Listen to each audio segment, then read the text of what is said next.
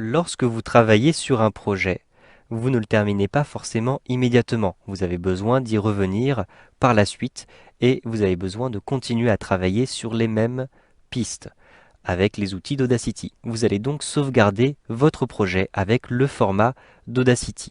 Vous le voyez, je suis ici en train de travailler sur un nouveau projet. Je vais simplement cliquer tout en haut à gauche sur Fichier, puis sur Enregistrer le projet sous.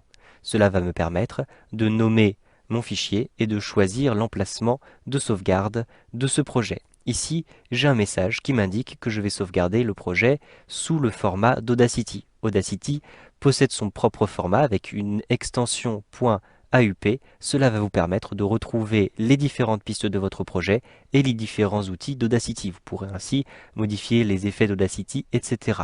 Si vous ne souhaitez pas avoir cet avertissement à chaque fois, simplement cochez cette case-ci.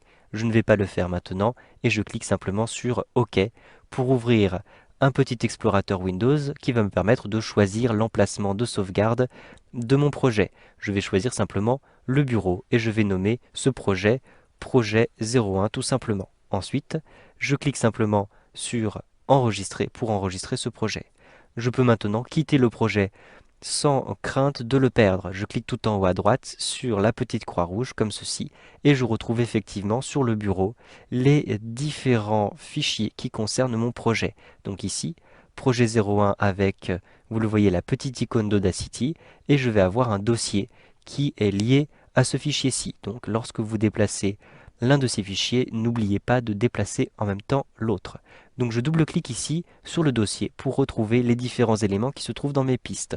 Je double-clique ici sur le dossier, je vais avoir ici un premier dossier, je l'ouvre, ensuite un deuxième dossier, je l'ouvre et je vais retrouver les différentes pistes que j'ai sauvegardées dans un format audio. Vous le voyez, vous ne pouvez pas travailler sur ces pistes séparément. Il va donc falloir ouvrir votre projet avec Audacity.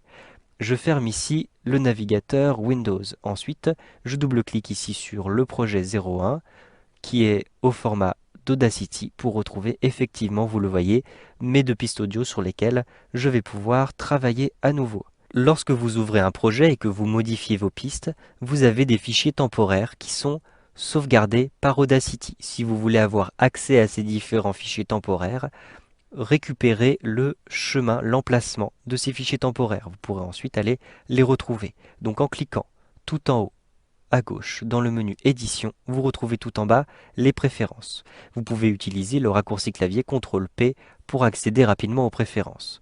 Je clique ici sur Préférences et je retrouve cette nouvelle fenêtre.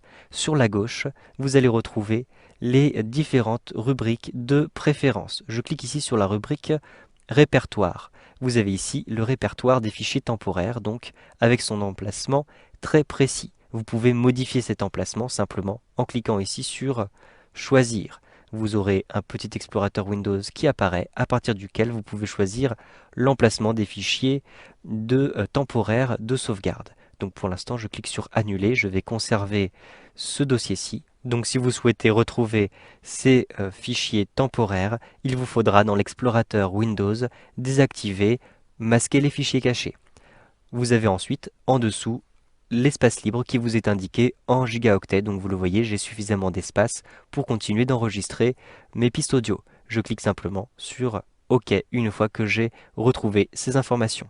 Vous savez donc maintenant comment enregistrer un projet et retrouver les fichiers temporaires qui sont attachés à un projet avec Audacity 2.